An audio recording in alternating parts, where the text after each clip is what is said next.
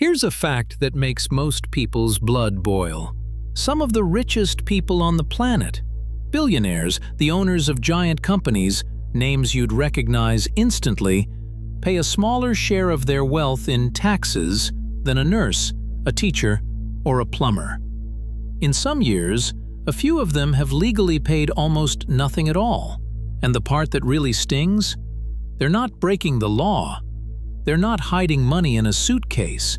They're using the rules, the actual official rules, exactly as written. Meanwhile, you, working a normal job, have your taxes taken out of every paycheck before the money even touches your hands. So today, I'm going to pull back the curtain and show you exactly how the rich legally avoid paying taxes. The real methods, explained simply. Why these tricks are almost impossible for a regular person to use, and what this whole system quietly means for your wallet. Let me be straight with you from the start, as always. This is not a how-to guide. I'm not going to teach you to dodge your taxes, and honestly, almost none of what I'm about to show you even works unless you already have millions. That's the whole point. This isn't about a secret you're missing. It's about understanding a machine that's built, quite deliberately, to work differently for the very rich than it does for you. And I'm going to keep this fair. I'm not here to tell you whether this is right or wrong, or to blame any one party or politician. Every side has helped build this system over decades. My job is just to show you how it actually works. So let's start with the single most important idea, the one that unlocks everything else. Here's the foundation you have to understand first.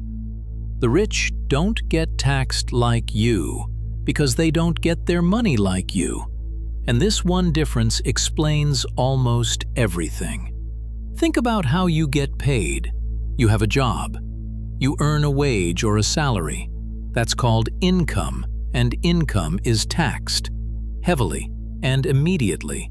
In fact, if you work a regular job, you're taxed in the most aggressive way the system offers.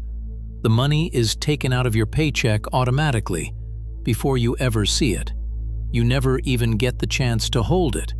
That's the tax game on the hardest possible difficulty, and that's the level most working people play on their entire lives. Now here's how the truly rich are different. The very wealthy often don't have a big salary at all. Some famous billionaires officially take a salary of just $1 a year. So if income is what gets taxed, and they have almost no income, what do they have instead? They have assets. They own things, shares in companies, real estate, businesses. And here is the magic key to the entire kingdom. Simply owning something that goes up in value is not taxed. If you own a piece of a company and it doubles in value, you have not technically made income. You've just gotten richer on paper, and you generally don't owe a cent in tax on that gain until you sell. That's the setup. Now let me show you the mask, the actual tricks built on top of this one idea. The first great trick is called informally buy, borrow, die. It sounds strange, but stay with me because this is the beating heart of how the ultra-rich live tax-free. And it's beautifully simple once you see it. Step 1. Buy. The wealthy person owns assets, shares, property, a business, that grow enormously in value over time. On paper, they might be worth billions, but remember, none of that growth is taxed as long as they don't sell. So they simply don't sell. Selling would trigger a tax. So why sell? But this raises an obvious question. If they never sell anything, how do they get actual cash to live on? To buy the mansion? The jet? The yacht? That's step 2. Borrow. Here's the trick that feels almost too clever. Instead of selling their assets and paying tax, they go to a bank and borrow money against them. They use their giant pile of shares as collateral, a guarantee, and the bank happily lends them millions in cash. And here's the beautiful part from their point of view. Borrowed money is not income. A loan is not taxed. When you take out a loan, you don't pay income tax on it because it's not earnings. It's debt you'll repay. So, the billionaire now has millions in spendable cash, tax-free, while never selling a single share and never triggering a single tax bill. They live lavishly on loans, secured by wealth the tax system never touched. And step 3, forgive the bluntness, is die.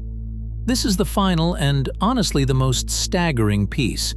Because of the way the rules work in many places, when a wealthy person dies and passes their assets to their heirs, the huge gains on those assets can essentially get wiped clean for tax purposes. The heirs inherit the fortune, and much of that lifetime of untaxed growth is quietly forgiven. The debt gets settled from the estate, and the family carries on, often having paid startlingly little tax on decades of enormous gains. Buy, borrow, die. Own things that grow, live off tax-free loans, and pass it on before the tax ever comes due. That is the core engine. And notice, every step of it is legal. But that's just the beginning, because the mask has many more layers. There's the trick of turning income into something taxed at a lower rate.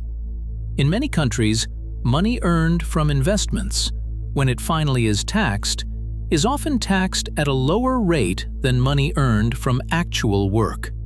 Read that again, because it's remarkable. The system frequently taxes money made by money more gently than money made by sweat. So the more of your wealth that comes from owning instead of working, the lighter your tax rate tends to be. The rich structure their entire financial lives around this. Then there are business deductions. When you're wealthy, much of your life can be run through businesses you own. And businesses get to subtract their expenses before they're taxed. Suddenly, the jet is a business expense. The meals, the travel, the properties. Carefully, legally, a great deal of lavish living can be structured as the cost of doing business, shrinking the taxable profit down to a sliver. You, with your paycheck, get almost no equivalent to this. Your salary is taxed first. You live on what's left. The business owner lives first and gets taxed on what's left. And then there's the highest level of the game, moving money across the world. The very wealthy and giant corporations can legally shift profits into special low-tax or no-tax places, often called tax havens. Through a maze of perfectly legal paperwork, a company can arrange for its profits to appear in a tiny country with almost no taxes, even if the real business happened somewhere else entirely. It's complex, it's expensive, it requires armies of lawyers and accountants, which is exactly why only the biggest players can do it. And that leads us straight to the collapse, the real point of this whole story. Here's the quiet, uncomfortable truth underneath all of it. Almost none of these tricks are available to a normal person. And that's not an accident. It's the nature of the machine. To buy, borrow, die, you need a fortune in assets to borrow against in the first place. To turn your salary into lightly taxed investment income, you need to already be wealthy enough to live off investments. To run your life through businesses and shift profits to tax havens, you need millions to spend on the lawyers and accountants who build these structures. Every single one of these strategies has the same entry requirement. You must already be rich. The tax game has one set of rules for people who earn money, and a completely different, far gentler set for people who own money. And the entrance fee to the gentle version is being wealthy enough to get in. So who pays for the roads, the schools, the hospitals, the military, everything the government funds? To a huge degree, ordinary working people do. When the wealthiest legally pay a smaller share, that gap doesn't vanish. It gets made up somewhere.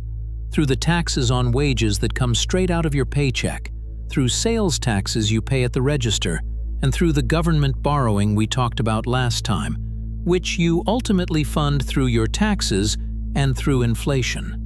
The lighter the load at the very top, the more of the weight rests, quietly, on the shoulders in the middle. That's the part they'd rather you didn't sit and think about too hard. Now, what do you actually do with this? You can't buy, borrow, die on a normal income, and I'm not going to pretend you can.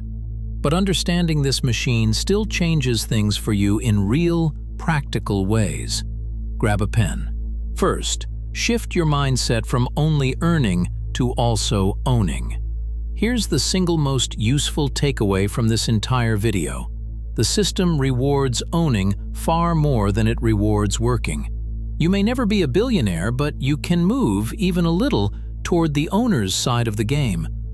Owning a piece of businesses through ordinary investing over time isn't just about growth.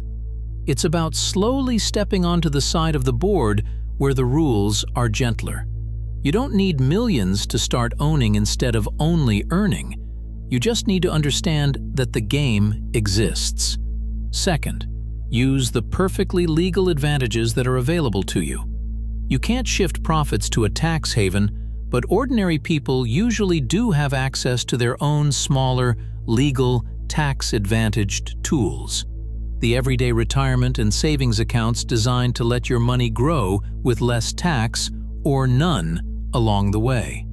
These are the loopholes for regular people, handed to you on purpose.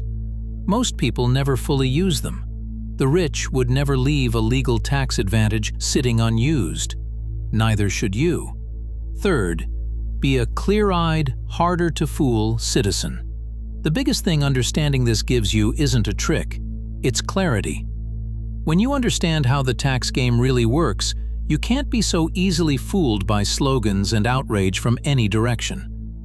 You'll understand that the person shouting on your screen is usually leaving out the part that matters.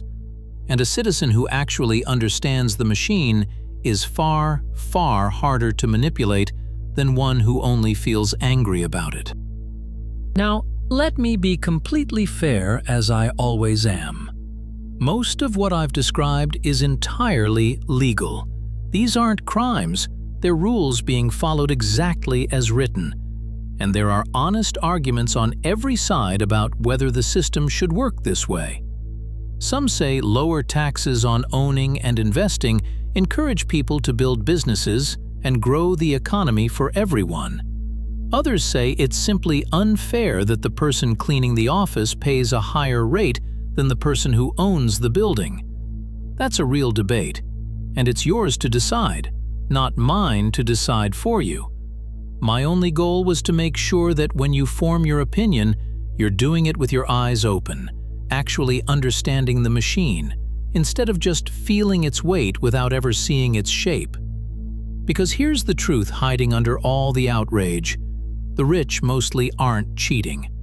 They're playing a different game, a game with gentler rules, one you were never invited into, and often never even told existed. And the person who finally understands those rules is the person who stops feeling confused and powerless and starts making the smartest possible moves on the side of the board they're actually standing on. If this finally made the whole billionaires pay no taxes mystery make sense, share it with someone who's always been furious about it but never had it explained. They deserve to see the shape of the machine. And stick around, because next time, I'm detecting another trap they're praying you'll never spot.